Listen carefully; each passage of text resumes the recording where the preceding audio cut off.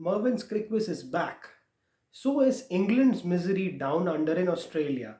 It continues, and they continue to have a wretched time. During this period, the limelight or the focus of the attention goes to the batsman or the batting unit. Somehow, the bowlers take a backstage, a backseat, where they don't really get highlighted that often for a poor performance down under.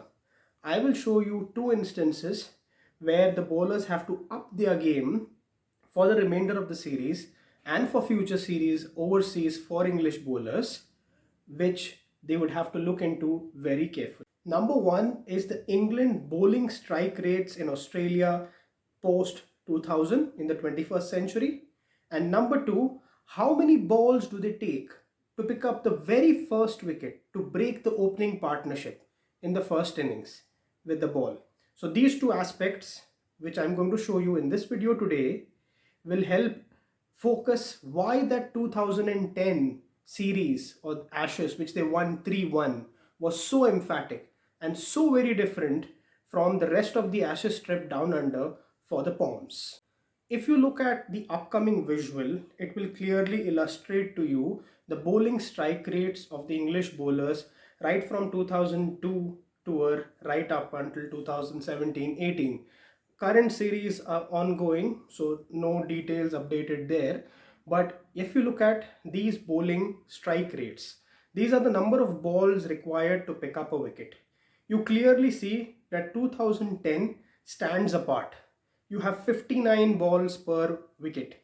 However, all other tours and all other series where they have been whitewashed 5-0 or beaten really left, right and center, the bowling strike rates are as high as 70, 80 and some of them even above 100. So just for everyone's benefit, a bowling strike rate between 45 to 55 is considered to be really good. Anything beyond 55 is mediocre. That's number of balls per wicket in a test match.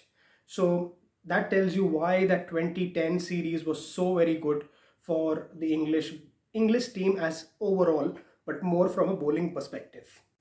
Second aspect is the number of balls taken to break the opening partnership. So if you look at in these 5 or 6 trips that they have done, the number of games that they have won have been hardly anything.